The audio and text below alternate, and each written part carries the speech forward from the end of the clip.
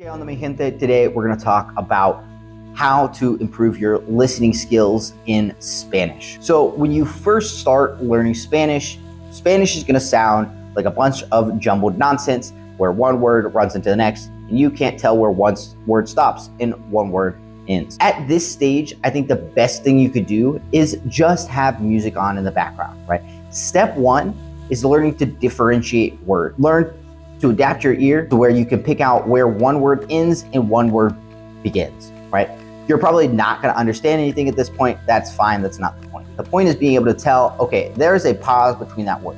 I can pick out this word and kind of replicate it back, even if I have zero clue what it means. From there, the next thing you could do to improve your skills is finding short audio. There's a website that I really enjoy for this. I really use this all the time in classes called SpanishLearningLab.com. I'll put it here, SpanishLearningLab.com, that you guys can go check out. It has tons of short little audio clips that are like a handful of seconds long, less than 15 seconds, that you can use to practice Spanish. It's also really nice because below it has what it's saying. It has the script in Spanish so that you can double check, right? The way I approach this is I pull up just the audio at the bottom of the page, click play, listen to it a couple times. If I can't figure it out, move it on up and let them see the phrase in Spanish so that they can work and be like, okay, yeah, I know it. From there, I think you should go back to music, but step three is back to music with lyrics. And so you're gonna pull up the song with the lyrics and you're gonna follow along and sing the song.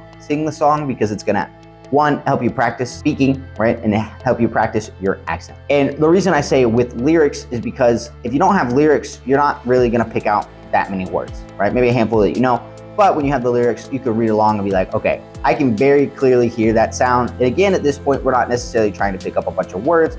We're just trying to attune our ear and be able to see where the pauses are between words. Of course, if you're smart, you'll have the English and the Spanish for the lyrics, right? So you can compare it back and forth and pick up new words in that way. And step four, the idea is we're getting longer, more in depth. We have to focus more, right?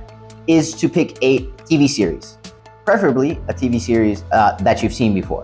I don't suggest you do this for like sitcoms and things like that because it is really weird to listen to them in another language and have, for example, How I Met Your Mother in Spanish, really weird because you're so used to like Barney's voice or Ted's voice or whoever the characters are, right? And it sounds really weird when you have it in Spanish, right? It's really weird. It's like, it messes with your head. A really great way to do this is with like cartoons. I think cartoons are the best way you can practice this with watching TV series. Or if it's a series you haven't seen before, that also works.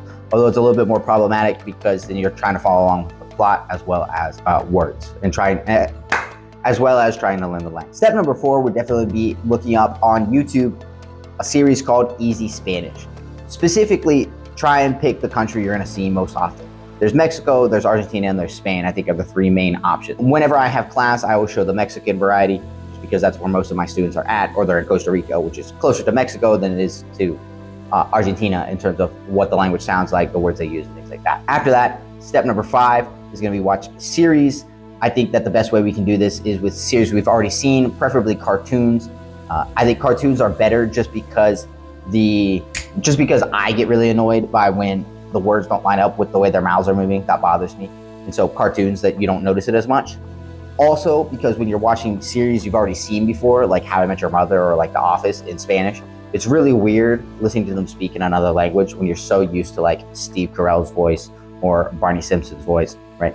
It seems weird. Step number six is watch a movie with the subtitles in Spanish. The best way, whether you have the audio in English or the audio in Spanish, is with the subtitles in Spanish, right? I don't think it's really useful to have the audio in Spanish and then try and watch with the lyrics, watch with the subtitles in English. Because what you're gonna do is you're just gonna end up following along with the subtitles and you're not really gonna pay attention to the language. Of course, there's a big difference in the way you're gonna approach it and the way you're gonna use it if you're watching the movie in English audio with Spanish subtitles versus Spanish audio and Spanish subtitles. With English audio and Spanish subtitles, you're gonna be doing this in order to pick up words, right? And this is really nice because your brain just automatically understands what is being said in English and you can follow along with the lyrics below and use that to learn new words. Write the word down, put it in a sentence, define it after the movie, right? But it's a great way to learn vocabulary. And then Spanish audio with Spanish subtitles is a great way to practice, again, your ability to understand Spanish. You have the subtitles down below so you can check and make sure you're understanding and following along. This isn't always the greatest, especially with live TV.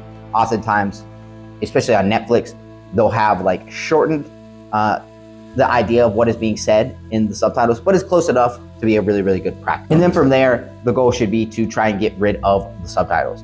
Not to put them in English, but just to get rid of them and try and practice understanding. Those are my 6 steps to improving listening in Spanish. Do you guys have a tip for how to improve your listening skills in Spanish? We'll leave it down below. Thank you guys so much for watching. If you guys have any questions, be sure to leave them down in the comments. Give this video a like, subscribe, all that good stuff, and I will see you in the next video. Thank you guys so much. Hasta luego.